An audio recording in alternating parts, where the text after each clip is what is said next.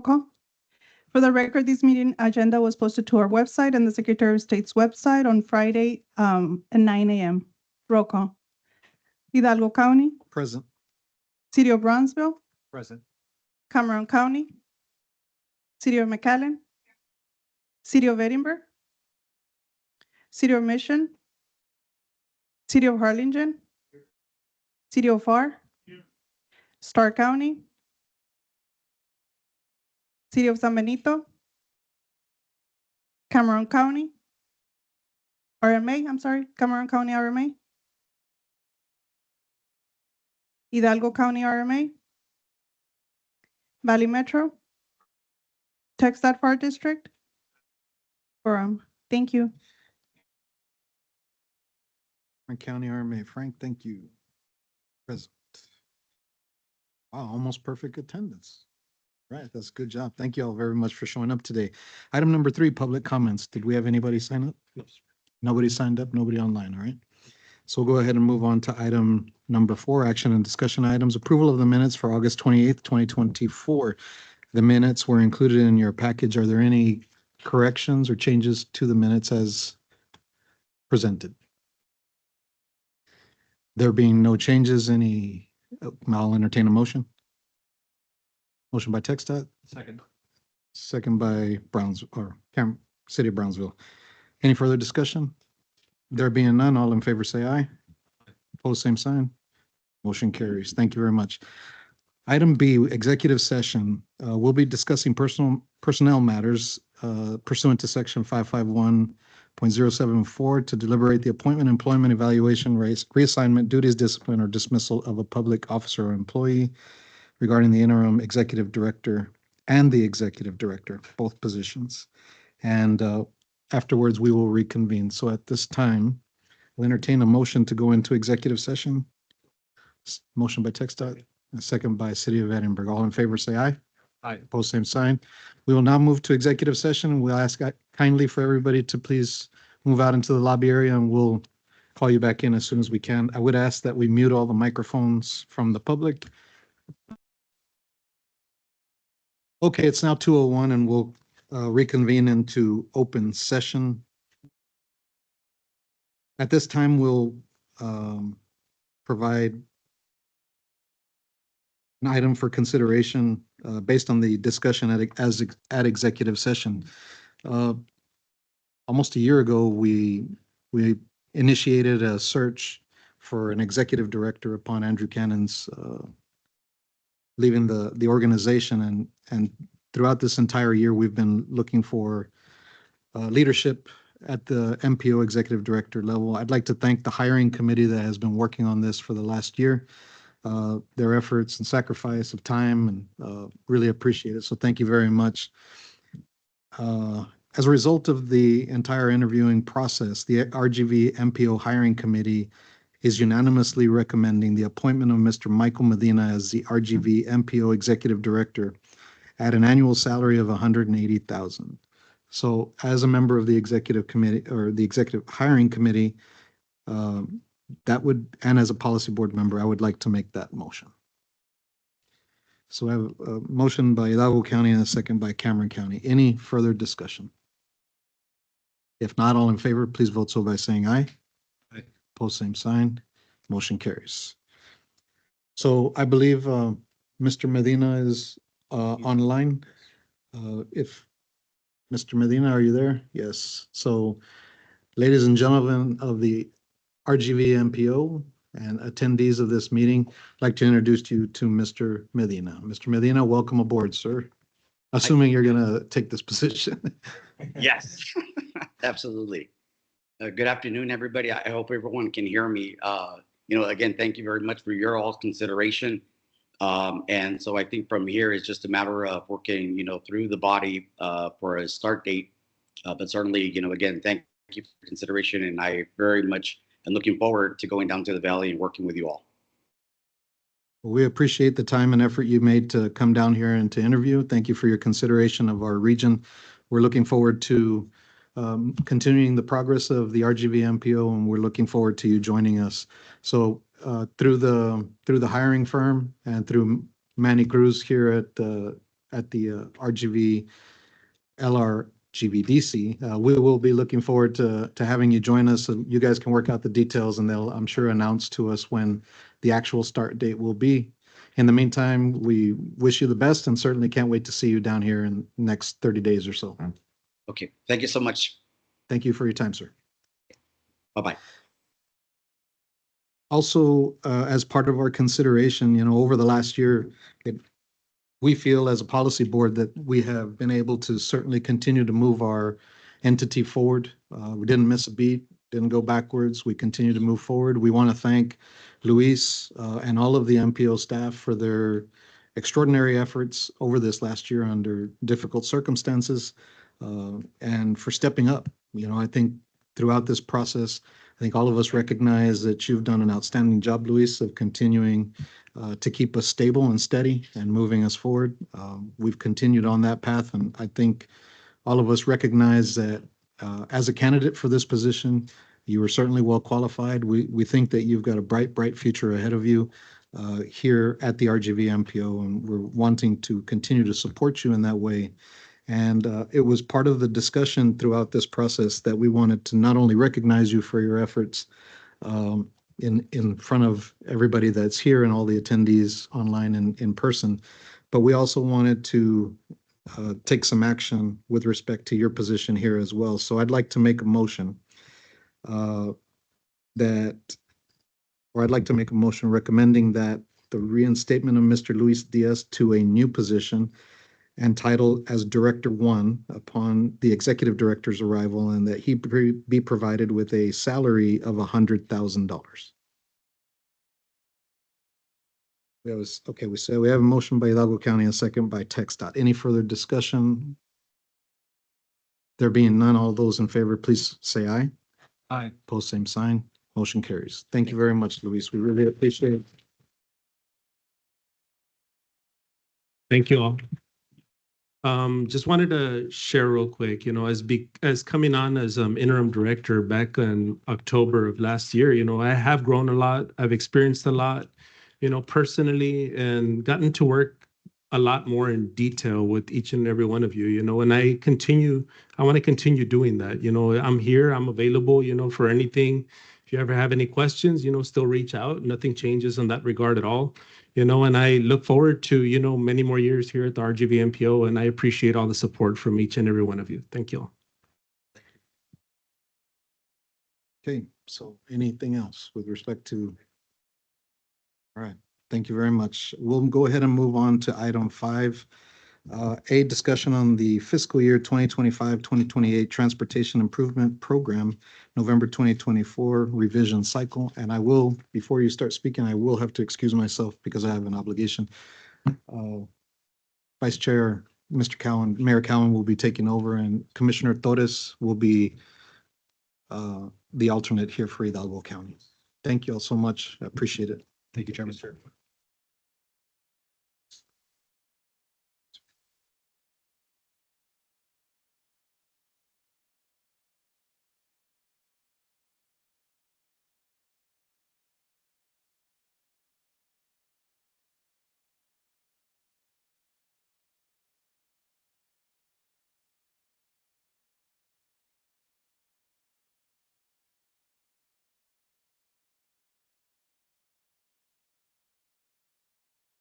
So thank you, Chairman.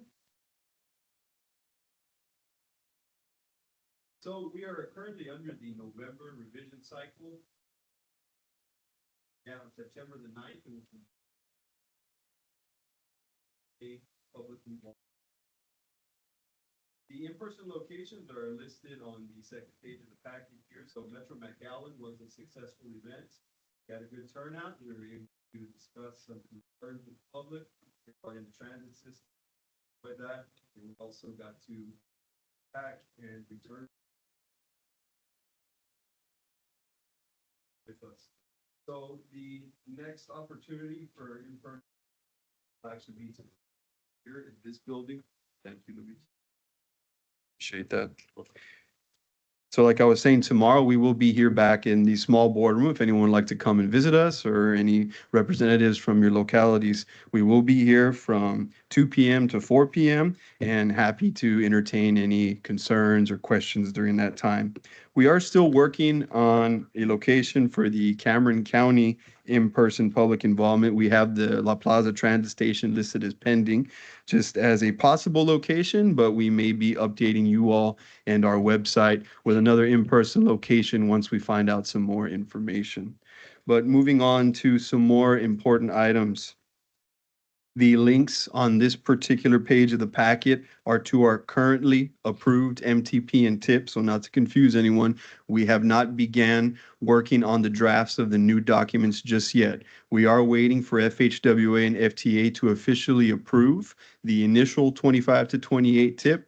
Once they do, we will be posting Amendment 1 of this current TIP and Amendment 14 of the Long Range MTP to our website. We'll email out copies of that to both the TAC and policy members, and then we'll be bringing those documents back for approval to both Advisory Committee and Policy Board next month during the October meetings. So this is just for reference to show what we have currently approved, and like I mentioned, going through federal approval at this time. So if there's any changes that need to be made to projects other than what's already been shared during the project readiness meeting or during our advisory committee meeting that will be held this coming, I believe it's the 9th of October. Okay, so any pending items from this board or the advisory committee, please reach out to MPO staff so that we can include those for the November revision cycle. At this time, we did have a request come in from the City of Mission. We did have a meeting with them. We have collaborated with the Tech.FAR district. So I feel pretty confident that we'll be able to execute that revision at this time. But anything else that comes in from the district or from any of our planning partners, we'll make sure to include for this revision cycle. So just wanted to make sure that everybody knew that the deadline to submit those requests is October the 1st, so that we can meet the deadline for the packet for the advisory committee and also begin uploading projects to the eStip portal. I've also included a timeline that was given to us from TxDOT so that we're aware of some important dates. There is a STIP workshop coming up for the November revision cycle. October 4th through October 11th is when those workshops will be held. The opening of the actual eStip instance and we begin uploading projects and supporting documentation is October the 7th. So that's why the October 1st deadline is key for us to meet this timeline. TIP revisions and supporting documents will be finalized October 18th. They begin to review documents and go through that process, have a public comment, public hearing, and earliest date for federal approval for the November revisions right now is December the 9th. Also included in the packet is the MTP or TIP Highway Project Update Form. You're welcome to utilize that for any changes to projects. Same thing for our transit providers. We have also included the transit update form as well. So other than that, I'll be happy to entertain any questions or concerns. Any questions or concerns from this board? All right. Thank you, Mr. Zamora. Thank you. On to letter 5, item B, discussion regarding Texas Administrative Code, Chapter 16 revisions and project readiness workshop. Good afternoon. I'm going to ask Fernando to pull up my PowerPoint presentation. Typically in your packet, as you know, it's a PDF, but I find it's easier to present and share information through PowerPoint because I'd like to walk you through some information. And just to be clear, it may look like a lot of slides in your packet, but it's the reduced version of the 2-hour workshop that we had with the project readiness group. So really quickly, in case there's new people in the room, in January, the Texas Administrative Code was officially amended and now calls for an annual review of Category 7 carryover. And essentially where MPOs are not allowed to carry over more than 200% or 2 years worth of our Category 7 allocation, or it risks the transfer to the district, in our case, FAR districts, Category 11 funds. And this is a report and notify situation. So we're not going to be approving this. The Transportation Commission is just going to be notified as well. We have been meeting with the Fin Division regularly and our TPP group. it looks like they're going to be making a decision in winter. And I want to say I'm 98% confident that we're going to be given another year, fiscal year 25, to get under the 200% carryover.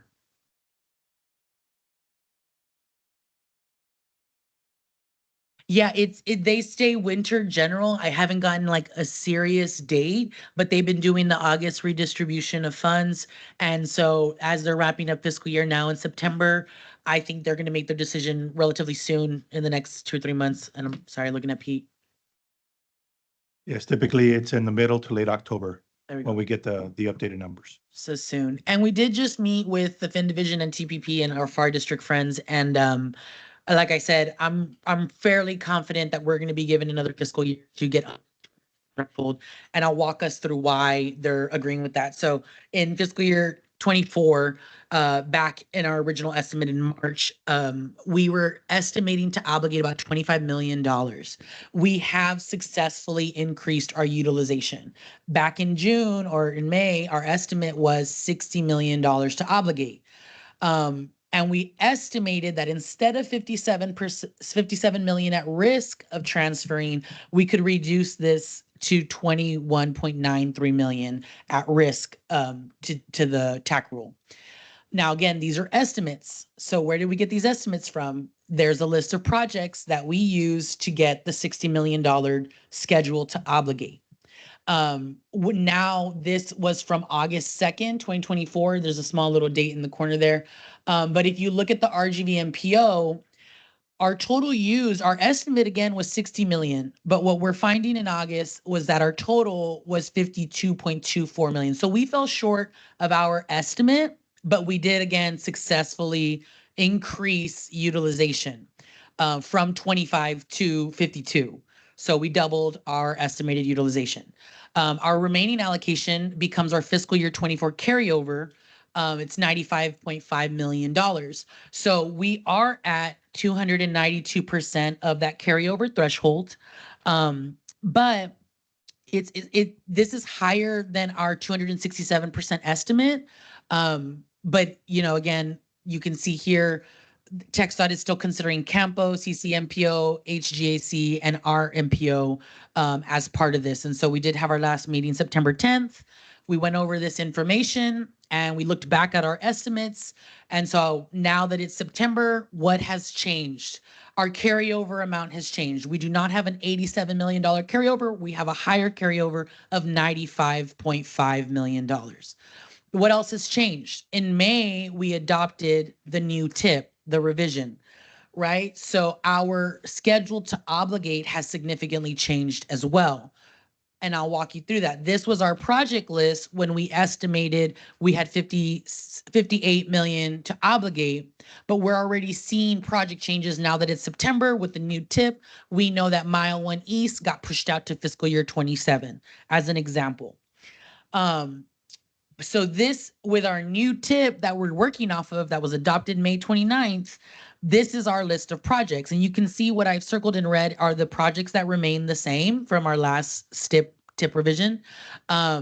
But it's September now. And the other thing that we've added are new phases, which is the right of way and the utilities.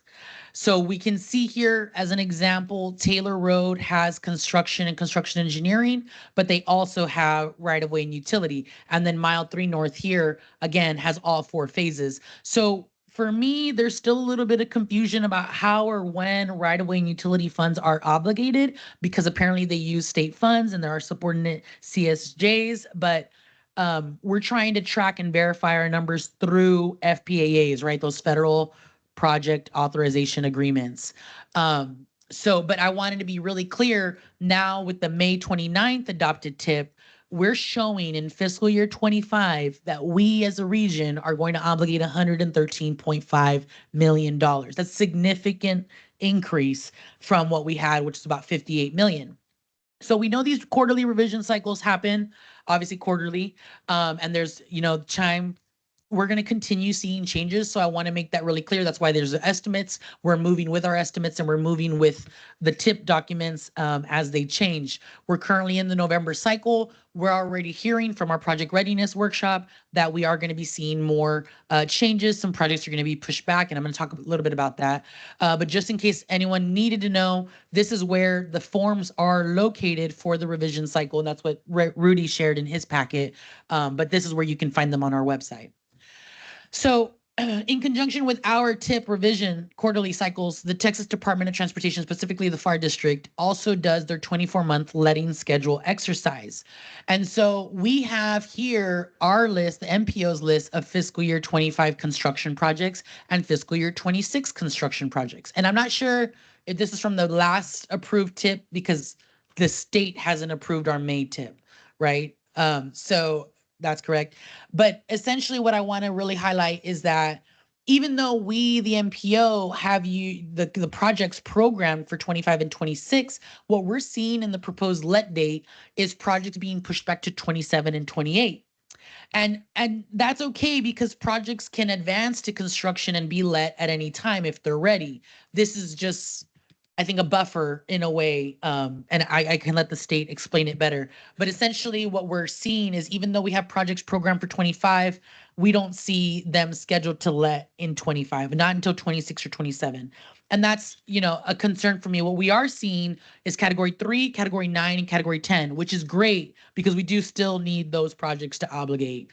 But let me walk you through what our need is. So again, what has changed? Increase of what we anticipate to obligate from 58 million más o menos to 113.5 million.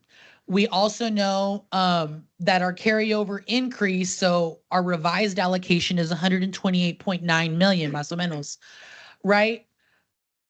But the real question I think everybody has is what will get us under the 200% threshold where we need to be? And our carryover threshold is 66.78 million. So what does that mean? Well, that means with this revised allocation, the MPO, us, the Rio Grande Valley, must obligate a minimum of $63 million in fiscal year 2025. We must to get under the 200% threshold to reduce that risk of the transfer to category 11. Now, if we can successfully do that, we will have a maximum carryover balance of about 65 point, let's just say 66 million. And really we'll be at about 197.33%, which is where we need to be, again, under the 200% threshold. So my number one proposed next step is that of the 113 million, we obligate and receive FPAAs for $63 million. That's what we need to do. That's my first proposed next step. It doesn't fall in line with the TxDOT's letting schedule, but I think, again, the projects can advance and they can still obligate. And we as a region, to reduce the risk of transfer of funds, we need to obligate $63 million. So where do I get the $113 million from? Just in case you were unaware, in our documents, this is how and where your projects are reflected in the MPO's tip.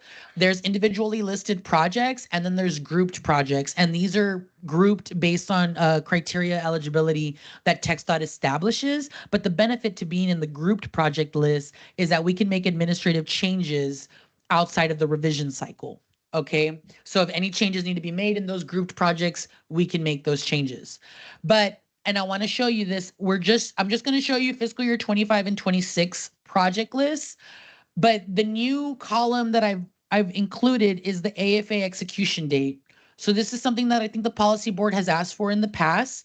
If you don't see an execution date, or if you don't see an underline underneath the CSJ, that's because we, the MPO, do not have a copy of any executed AFA. So the dashes are because we don't have AFAs for them. There's no AFA.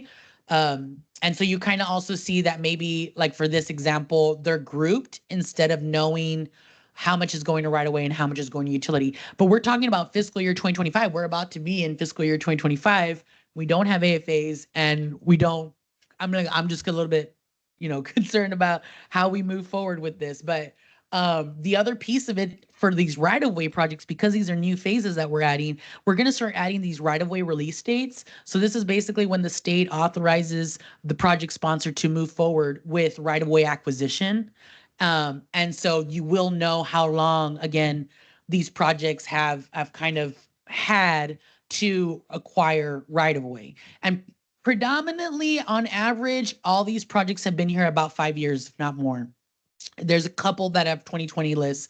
For the SH 550 gap, I could only find amendment number 3. I couldn't find the original AFA. So there's also that situation is like we're pulling from the AFAs that we have, and maybe it's a comprehensive one, but maybe we need to like look for original AFAs. But anyway, so that's what we're seeing. Again, with all the phases and with all the projects grouped and individually listed, we have 113 million. I just need 63 million to obligate in fiscal year 25. We need that. We need that to not have funds transfer. But the other thing I wanted to point out here is we're already starting to see like some project changes. Like we know we're probably going to break out Inspiration roadway into 2 projects. And then we also know that we're pending functional classification. And so in total, our pending FC dollars is about 44 million. And that's not currently being, like we're putting it in our project list, but it's not currently in our fiscally constrained balance, I suppose. But again, these fiscal years continue to be estimates because essentially like all quarterly revision cycles will have changes made. And so we're just going to have to keep up with that. Excuse me. But I wanted to go back to some information that was presented last month. I wasn't here, I wasn't in attendance, but I understand there were some questions related to when we're going to have funding available, right? When is the MPO going to have money to program? So in theory, if all the projects obligated during the fiscal year that they're programmed for, if $113 million in projects obligated in fiscal year 25 and 74 obligated in fiscal year 26, we would already be in the negative in fiscal year 27. That's just within our tip years. And again, this does not include 40 million set aside for projects pending functional classification. Federal functional classification. So essentially the tip years are up to 28. There are these 4 years over here, 25 to 28. And then everything from 29 on is our MTP years, right? So we'll see if all the projects deliver. This is like in theory, if all the projects did, we wouldn't have money by 27. But assuming that projects continue to get pushed back and get delayed, then we're probably going to keep looking at advance. Sorry, go ahead. Please interrupt me if you have Let me just questions or clarify. anything, please. When you say we will not have any money in 2027, we're talking about the carryover. We're still getting $34 million per year. It's just that the carryover would be under. Correct. Okay, Correct. so yes, there's going to be money, Yeah, but let's hurry up and get things done in 25 and 26. we need that. Go ahead, please.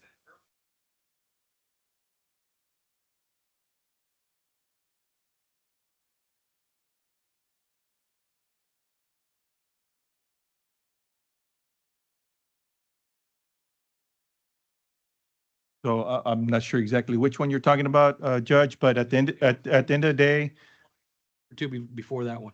so at the end of the There day, it is. it's about, do we have all the information from the local government? And if the answer to that is yes, we're going to process those, push them forward to get them executed. What you can see here is many of these AFAs that were executed back to 2018, 19, and 20, right-of-way release date, although it's not filled in here, it's coming, but a lot of these projects were right-of-way released some time back, but we haven't moved forward in acquiring the right-of-way at the local government level. Once that happens, we're invoiced, we reimburse you all and so on and so forth, then we could start taking credit for that. So if there's a project-specific question as far as an AFA for a project in your arena, please feel free to reach out to me directly or my staff, and we can answer that question. I bring it up now only because she referenced it, and we've got this problem with the carryover. And I know that the AFAs can be the last stop before we move forward. So anyway. Right. I definitely think the AFAs is important. And I think that the monitoring of it, in addition to making sure again, the projects advance and especially the right of way and utility, the right of way and utility really affects our ability to estimate more accurately. I think it kind of throws a wrench in our MPO math, if you will.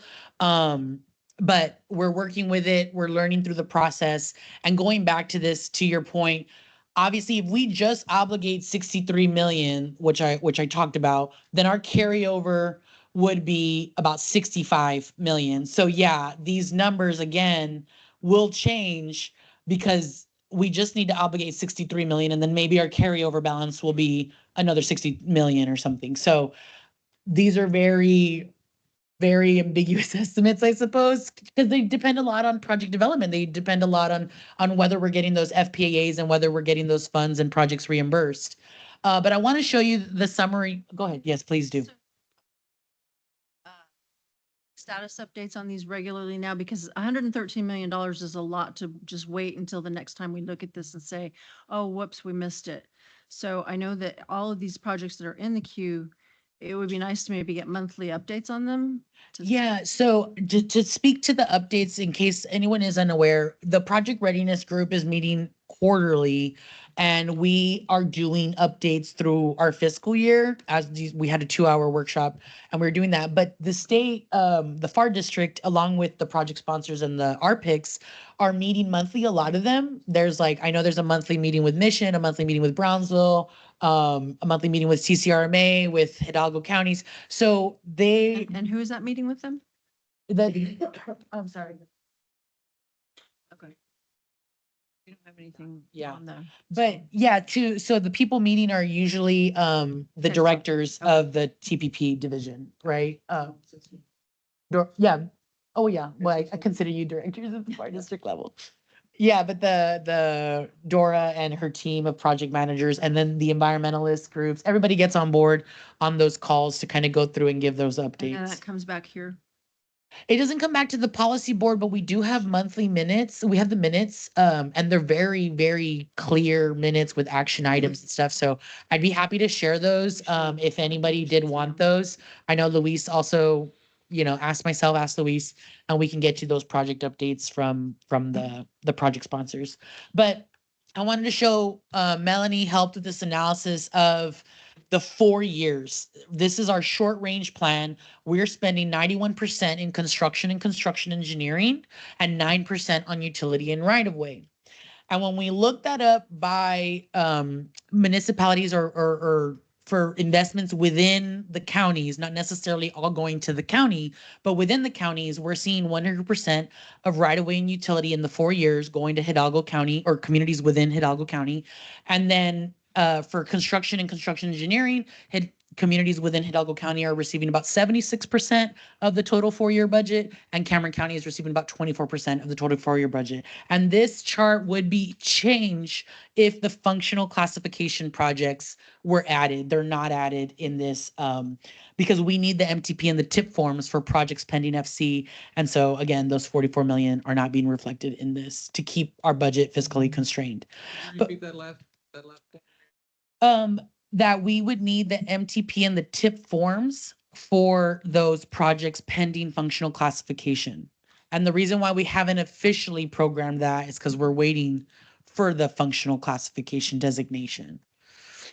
But unfortunately, the 44 million off the books helps us stay fiscally constrained. So it's a tricky situation, but so this is the analysis by county. Stark County unfortunately doesn't have any funds currently programmed for the 4-year plan. But when we did the analysis by project sponsor, I just kind of wanted to ensure that everyone understands what they're responsible for obligating, right? And this is a responsibility for the region, right? We're working as a team, and anyone who scores a goal, we're scoring a goal on behalf of the region. And so essentially, I just want to make sure that all project sponsors in the 4-year plan have the budget allocated to match and to get ready to expend those costs for the reimbursement. And then do you have the staff capacity? Do you have the training in your team? And this isn't just necessarily your engineers. This could also be your procurement department. This could also be your finance department. Because essentially we need a smooth, well-oiled machine, and it takes a village. So again, this is by project sponsor over the total 4 years. I don't anticipate this to change too much. But I just kind of wanted to be really clear that we are analyzing it. And when we look just at the breakdown of costs, this is, to me, I was very happy to see this. When we look at where the federal funding's going, the phases that it's going for, the state actually has been contributing about 10% through the economically disadvantaged counties program. And so the locals are really paying for 10% of the 33.7 million. And I used to be a project sponsor with the city of Brownsville, so I know it never felt like 80-20 to me. And when we look at those AFAs individually analyzed, we kind of can see this is where the other phases, maybe PS&D, like if you have construction dollars, if your project has construction dollars, maybe you're seeing more local participation because you're covering the entirety of environmental or PS&D, et cetera. But this includes all costs, including direct state costs and indirect state costs. One thing that Melanie and I have talked about is adding the AFA amendment so that you as a project sponsor know what AFA amendment we're pulling your data from. But if you see the 0%, it's because we don't have AFAs for those projects, so we weren't able to analyze those AFAs. But yeah, we did a full analysis. We have a list of projects that where discrepancies were identified with the project phase, and we know that the tip has to get changed first. And this was all shared with our project readiness group. The next slide is the projects without the executed AFAs. Some are in progress, and the MPO just may not have all of the fully executed AFAs yet. So TxDOT is doing a good job of sharing those with us. Sometimes we are a little slow on updating our information.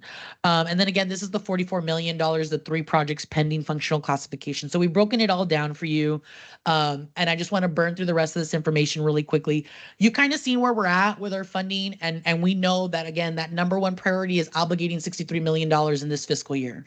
But the bigger conversation is our federal requirements and our scope of the planning process. We're a newly merged MPO, newly 5 years, but we should start walking and running. And really, I wanted to highlight this section because the MPO is required federally to use a performance-based approach to transportation decision-making to support national goals. In addition, the Metropolitan Planning Organization shall integrate directly or by reference the goals, objectives, performance measures, and targets described in other state transportation plans, as well as any plans developed by providers of public transportation. Then additionally, we know that we need funding estimates. And so my question, and you all as elected officials, right, are we the MPO providing sufficient funding for our region's priorities, right? This is really a business strategy and investment strategy. And are we sufficiently investing in these priorities? And then how are we investing in these dollars? How are we investing these dollars to implement our many strategic goals and objectives? Sorry, did you have a comment? Okay. The other section here is the priority list. And you can see here, tip. This is very specific to the tip, but it's an innovative financing techniques to fund projects. We need to establish this priority list. So I'm not going to burn through all of this. I really want to highlight this method for assessing a process or a set of processes, but then essentially that this framework is to serve, to inform how a competitive, unified, data-driven project scoring process is developed and maintained for capital investment strategies. So there's a lot of information here. We went over it when we talked about the project framework, but essentially this is about our transportation performance management process. And this must be continuous, cooperative, and comprehensive. Data, right? I'm sorry, I think I double put these slides here. Boom. Okay. So when we get here, number one, I just want to highlight strategic direction. Are we as a region aware of our strategic direction? And then number two is target setting. What do we want to achieve? How do we want to use these funds and impact it? And number three is performance-based planning, which is strategy identification and investment prioritization. And I want to just show you this tool. It's called Decision Lens. to me, it reflects number 3, and we can put all of our information, establish a tailor-made framework for us in the Rio Grande Valley of how we put all of our projects in the books and how we kind of very clearly help everyone understand the investments that we're making and the impact to regional mobility. This is a picture of the last project scoring form. And so my questions to you, right, is does this clearly state our priorities? Does this communicate our investments? This was last approved, by the way, in April of 2023. It came with some guidance, but is this clear to the project managers, to the project sponsors, to the responsible people in charge? And then when we look at how that scoring form, ultimately how your projects were scored, are the elected officials happy with these scores, right? When we see here that there were still some pending scores, my question is, why were these scores still pending? To me, it communicates that there are issues with the procedural process of what we're collecting or failing to collect in terms of data to be able to score projects. But are we being clear? Is the process and the procedure clear? So the performance management targets are our national goals, but we know that there are federal strategic goals.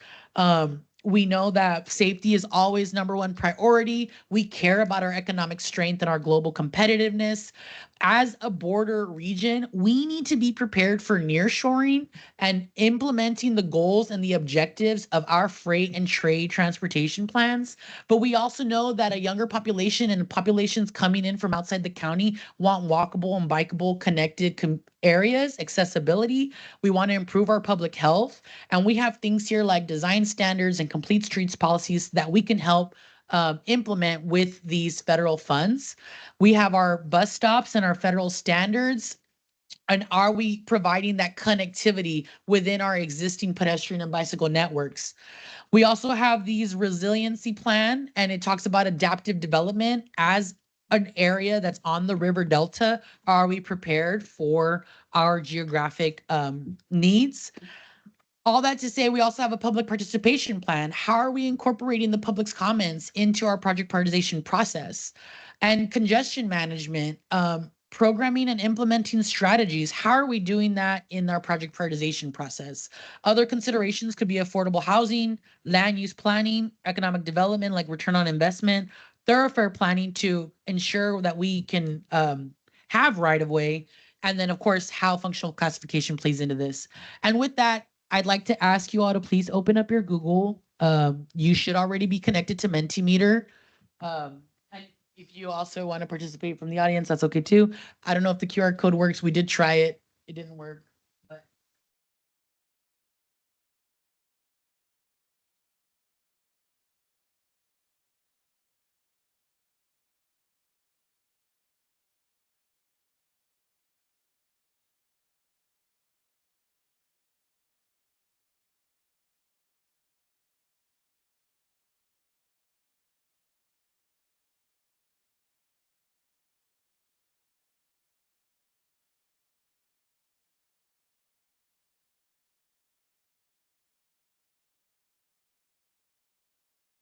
all right. So these are just, I have 7 questions, and these are all related to a project prioritization process. And one of the questions that you're going to be asked is, when do we re-rank and rescore our projects? But that's second to the last. So we'll start at the very beginning. Oops, there we go. This should be the first question you have. It's a ranking question. Essentially, the metropolitan planning process shall provide consideration of projects and strategies that will, and then you can kind of rank those. It should be more clear on your screen than it is on our monitor.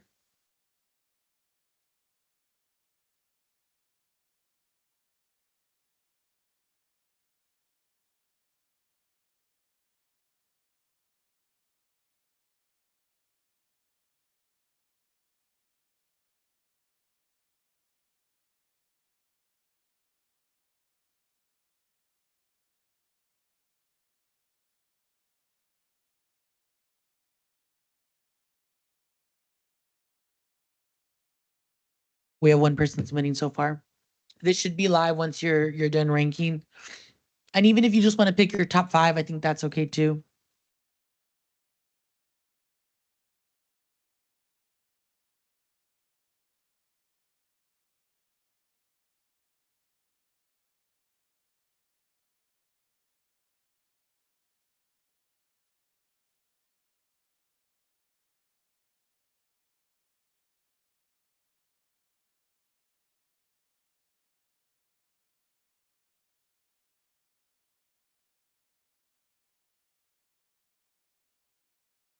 I hope that that's live. We have 4 so far.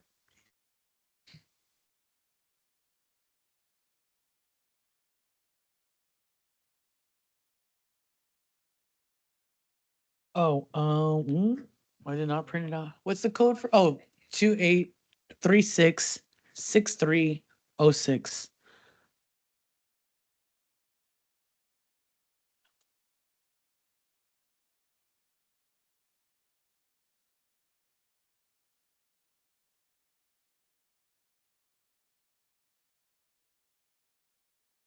All right, we have 7 so far. When we have 10, I'll proceed to the next question.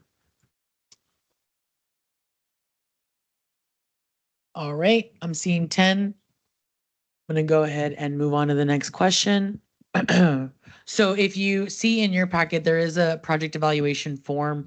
I kind of went over it. It was very basic, and so I'm just asking you to rate that. And maybe your staff is more familiar with that form, but I'll just wait for 10 people to submit.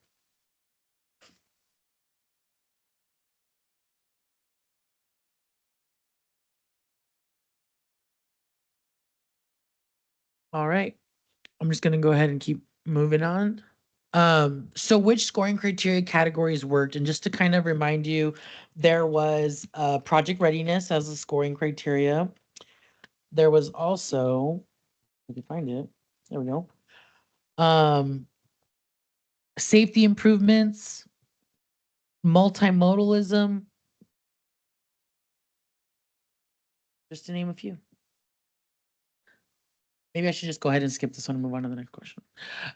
So which goals or strategies should be prioritized, aka scored higher if implemented? Again, I kind of talked to you about some national plans and strategic goals, some statewide ones, and then some regional ones. And so this is again how we hope to re-rank or rescore projects for funding.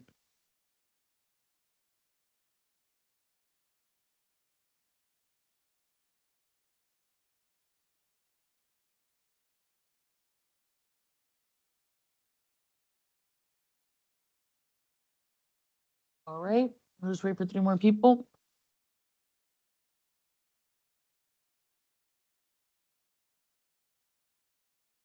All right, we got 10. I'm happy. Okay. So the following regional plans should be incorporated to the project prioritization process. Again, this is like what's most important to the region, and we're gonna go through a couple iterations of this. You kind of saw where my long-term vision is as far as like decision lens and a data-driven approach. But what do we care most about, right? Active transportation resiliency, transit, congestion management, freight. Um, we have all kinds of plans with all kinds of recommendations.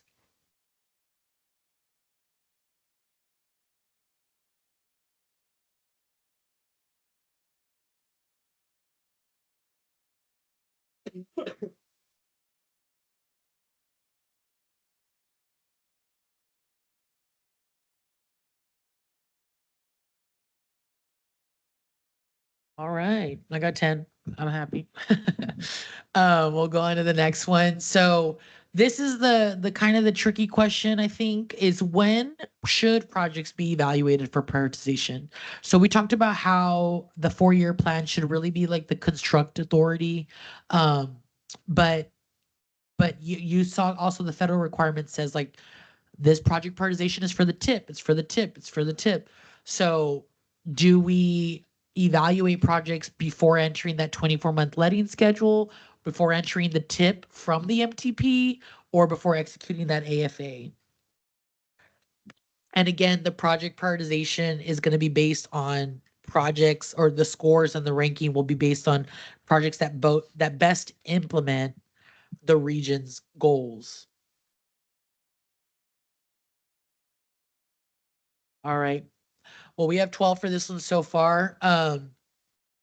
Again, this is going to be an ongoing discussion, but the last question I have for you is ideas for the MPO to consider for validating information related to project prioritization.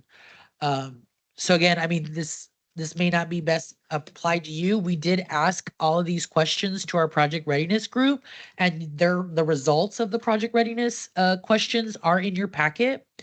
Um, but just to kind of be clear, it's looking very similar to how your results came out here.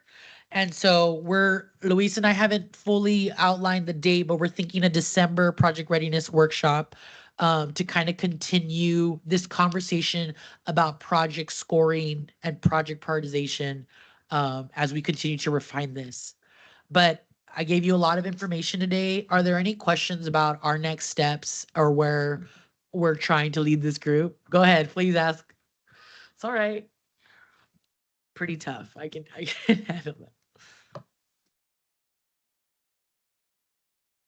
I would just like to commend you on the fact that there's a lot of information you've given us and that obviously a good resource, and we got a lot to work with. Thank you. Thank you. Yeah, and we're here. We'll be here. I'll be here, and we're gonna continue working on this and analyzing this. But end of day, take home point. Sorry. We need to obligate $63 million in fiscal year 25 to get under our threshold. Anyway, any other questions or comments? All right, I will hand it over.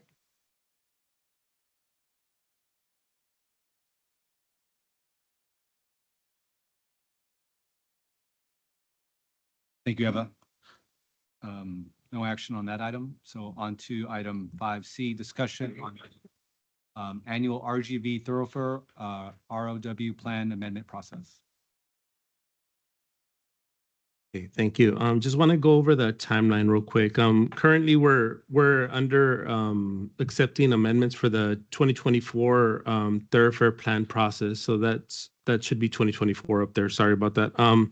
So in September 12th, we went ahead and initiated and brought this up to the TAC committee, which was this month's TAC, for opening up for amendments towards our thoroughfare plan, which is the recording of all existing and preserved right-of-way for projects and any development in the future.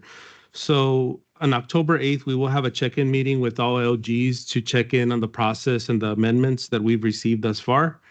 And the deadline will be of December 20th. December 20th is the deadline for all submittals towards the thoroughfare plan for the RGV. And in February of next year, we'll be presenting to our TAC and policy boards for approval. And then in March, we will be taking it over to county commissioners courts for final approval at the county level. And that's when all amendments received for the 2024 amendment process will be recorded in April.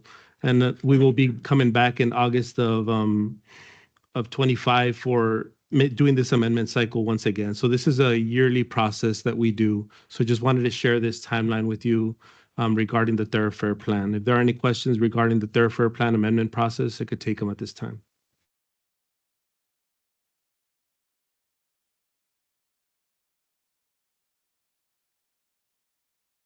Thank you. Thank you.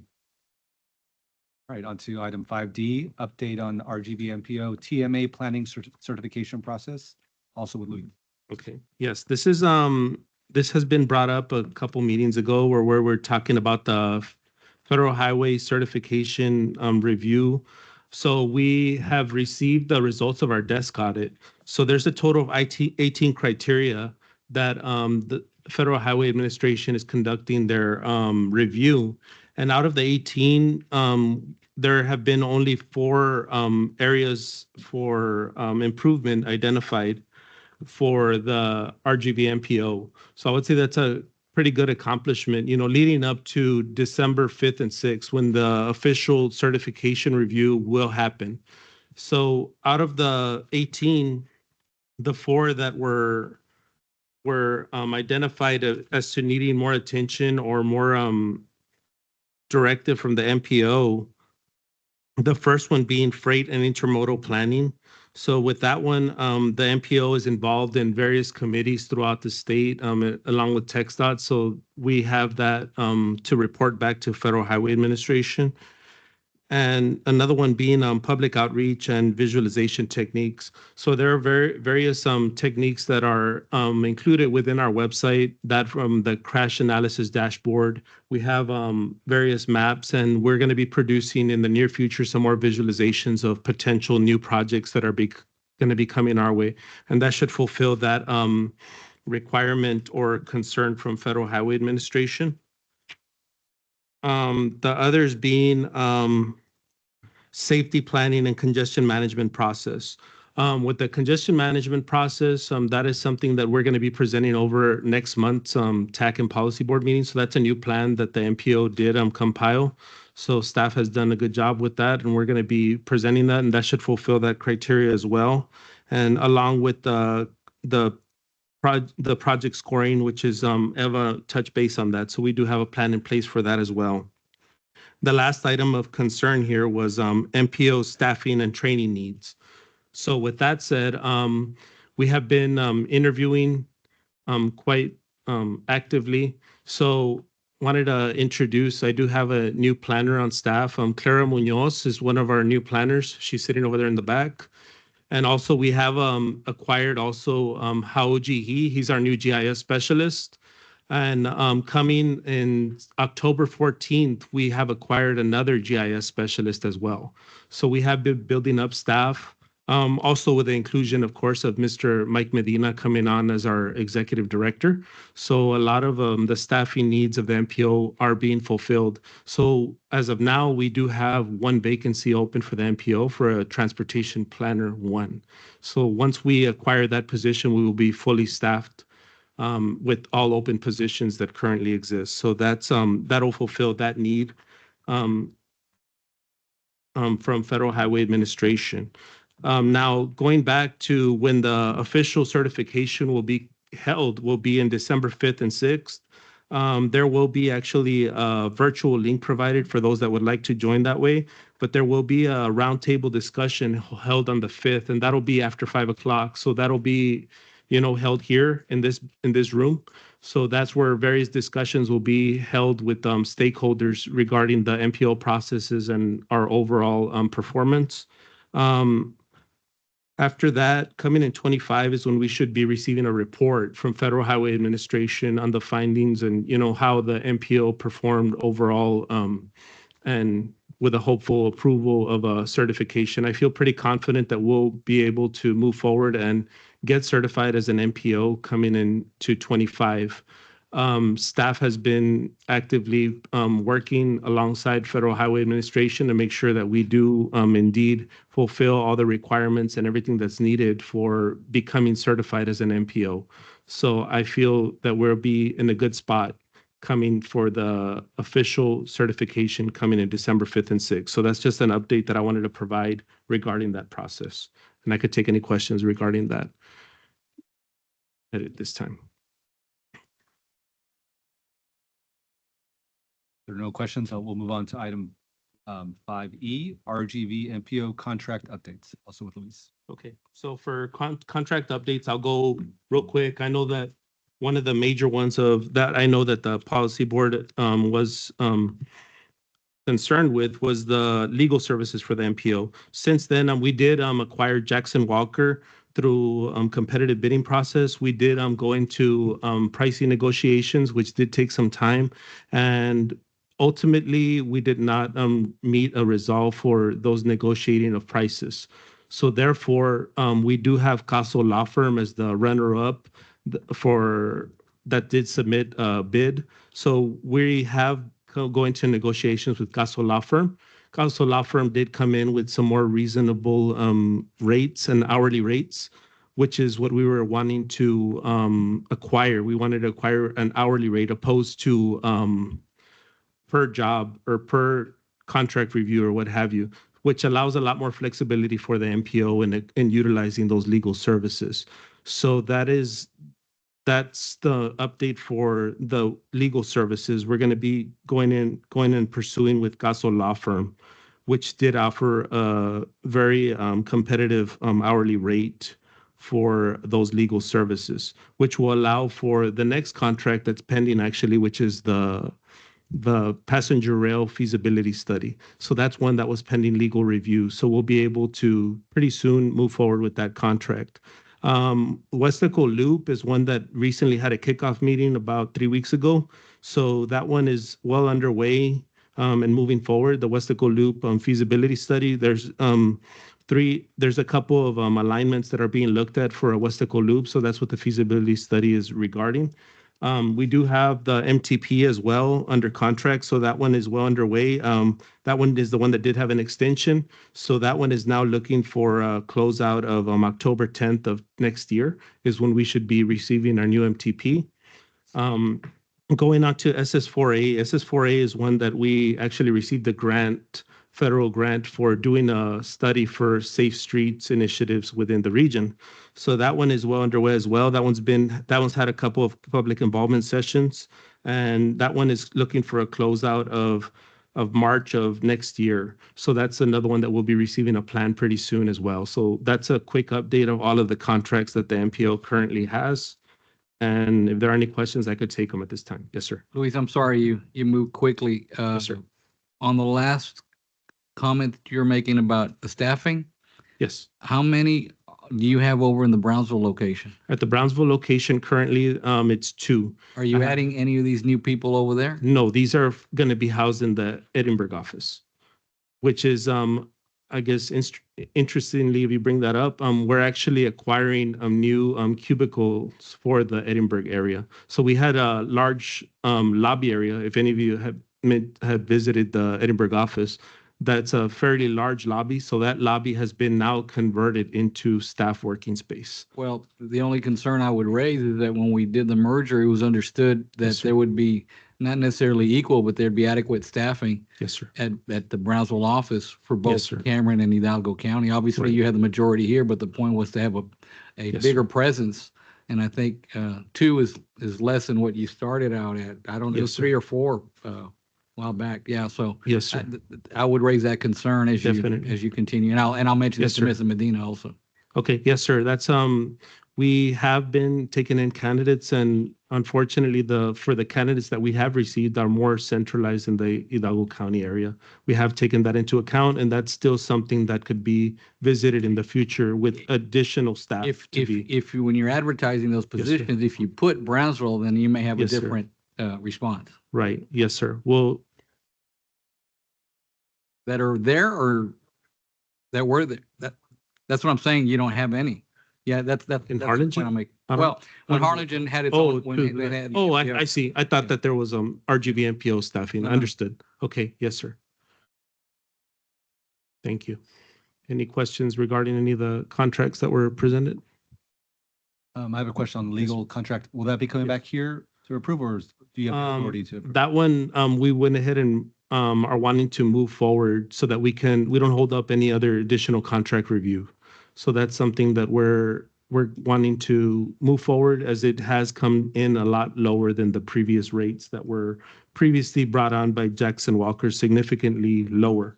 So that's something that I know we're being responsible for the MPO. So I don't want to say I told you so, but yes, I sir. told you so. Yes, sir. Yeah, I know that. And that's why I talked about that one first. I knew that was one that was of concern.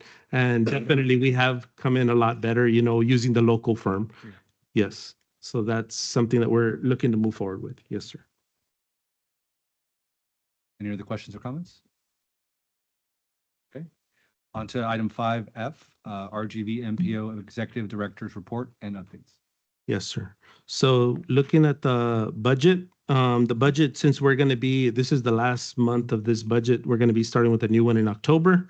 So the adjusted budget that has been is $4,249,042. Total spent up to this point is $1,468,755, which is well under the allocated budget. We're at 34.57% spent. A total, what should have been spent at this point in time should have been $1,947,477. So we're well within the budget. The difference of $478,722. So that'll close us out for this particular fiscal year. Well, let me congratulate you, Luis, and your staff for coming in not just under, but way under budget. Thank you. Appreciate it. So that's all I have as far as any updates. Are there any questions for me? I could take them at this time. Thank you. So the surplus on the budget, does that Yes, sir. allow us to carry forward that amount, or is that just a? That does roll over. So all money that is left over at the end of this fiscal year does roll into the next fiscal year. Yes, sir. That's great to hear. Thank you. Yes, sir. Thank you. There are no other questions. We'll move on to item 5G, TxDOT project status report.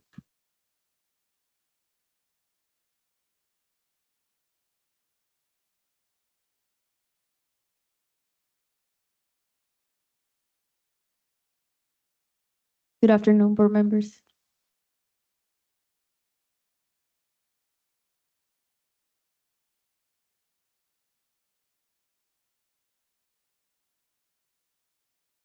My name is Katia Navarre and I work in the fire office as a project engineer. I'll be giving you an update on two projects in Hidalgo County. The first one is 676 West, FM 676-6 and FM 1425. So the first project is FM 676. This project goes from SH 364 all the way to SH 107. The scope of work is to widen the road. And the contractor on this project is Texas Cordia. The percent complete is 59.50%, and the estimated completion time is November 2025. On this picture, the contractor was connecting the 7x4 box culverts, which will take the water to the siphon. On this picture, but from another view, the contractor was working on connecting the 7x4 box culverts. And on this one, the contractor was installing new traffic lights on La Joma Road. The next project is FM 676 on the east side. This project goes from Taylor Road to Ware Road. The scope of work is the same to widen the road. The contractor on this project is Texas Cordia. The percent complete is 4.50%, and the estimated completion date is July 2026. On this project, the contractor was getting ready to pour the walls of the siphon. On this picture, the contractor was forming to pour the concrete on the siphon.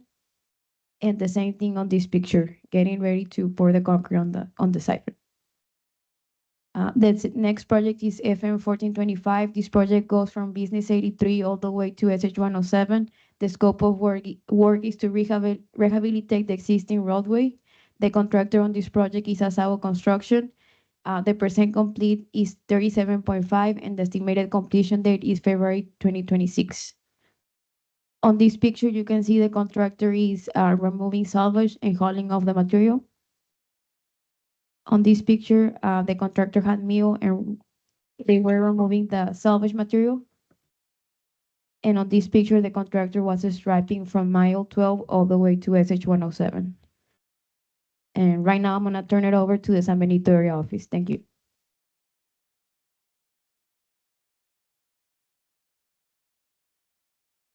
Good afternoon, board members. My name is Richard Villarreal. I'm a project engineer for the Texas San Benito area office, and I'll be providing an update for two projects. The first project would be the I-69 ramp reversal. This project, the limits of this project, it's in Harlingen from Industrial Boulevard to Loop 499. The scope of this project is the northbound and southbound ramp reversal, and the contractor for this project is Foremost Paving with the 79% completion and estimated completion date of December of 2024. On this image here, we can see the contractor working on the northbound frontage road. They were currently milling and overlaying the frontage road. Now we turn over to the southbound on-ramp. They were working on forming the concrete riprap. On this image on the northbound on-ramp, they were currently paving. The second project is SH4. This project is located in Brownsville. The limits of this project are from the I-69 frontage road to SH48. The scope of this project is to rehabilitate the existing roadway, and the contractor for this project is Pacifico Civil with a 28 completion and estimated completion date of March of 2026. On this image here, we can see the contractor working on forming the rebar for the concrete paving from the frontage road to Taft Street. And this image here, we can see the completion of the concrete paving from the frontage road to Cleveland Street. And I'll turn it over to the project area updates.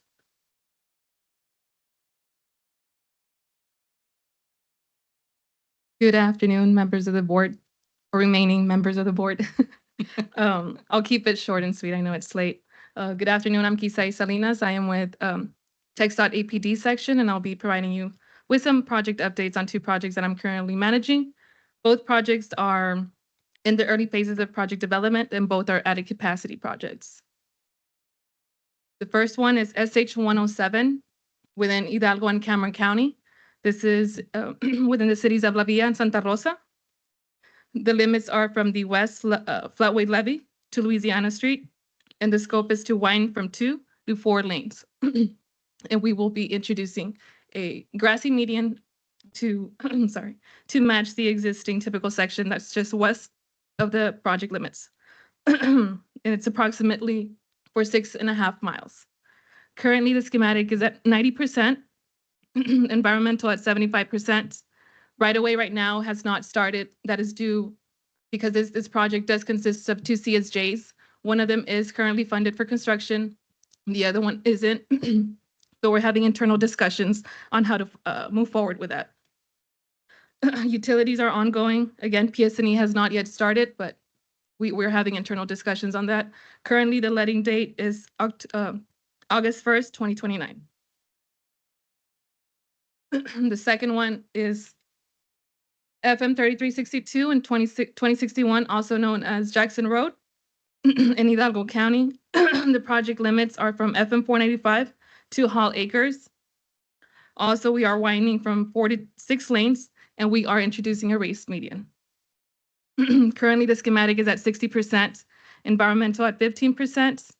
Right-of-way is ongoing. We did just complete the 60% review, so the consultant is just getting started on right-of-way mapping and right-of-way mapping. Yeah, utilities are ongoing. PS&E has not yet started. We do plan on doing this in-house, and the letting is January 1st, 2027. And that's all the updates I had. Did you guys have any questions on any of the projects? Well, if you guys have any questions on any of the projects that I just presented, go ahead and contact me. Thank you so much. Right on to item 6, other business, old or new. I think the only item I have here is notifying everyone that the next RGVMPO Transportation Policy Board meeting is 1:30 on October 30th, 2024. So that's all I got. Anyone else? Please. Thank you. With that said, I'll entertain a motion to adjourn. So move. All right, we have a motion and a second. All those in favor, please say aye. Aye. Ayes have it, motion carries. Thank you, everyone. Thank you.